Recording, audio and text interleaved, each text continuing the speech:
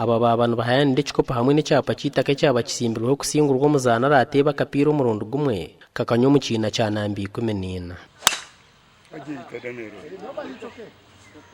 impakeze za yetebwemo abazana 20 zigenderere kutungura umuzano gwa golfu mu cyanga cya Bugwizoba.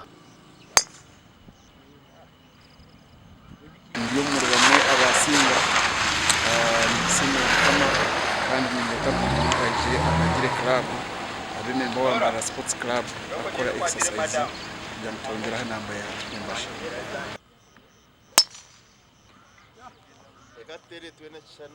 Omugandi nko muri ngugumwe gwo kutungura ibyo bwegese enkuyanja y'abantu nabo bayeta bo muhururu yo kwirukanga kwa Ankole Western University okugenderire kugura amatara magana y'abiri go kutsimba myanya rimwe mwirima hihi nitendekerere. We hope to give you many things to increase on the confidence and to prove that this university is not only here to stay, but it's here to influence development in Manu. You're called upon whenever you are called upon to support, and now we are going to light our university.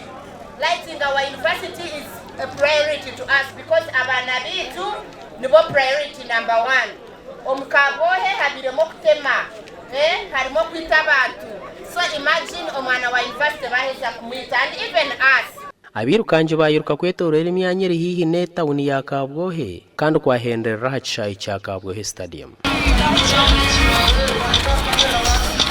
Twentubura ekintu chetara ushanga wano ndakuzo mu university kushoma kurugashaha nkemwezo mwazyo paka shankina otinaho abukuba twino mwiruma kurugagete ya university paka wano shumo mu town.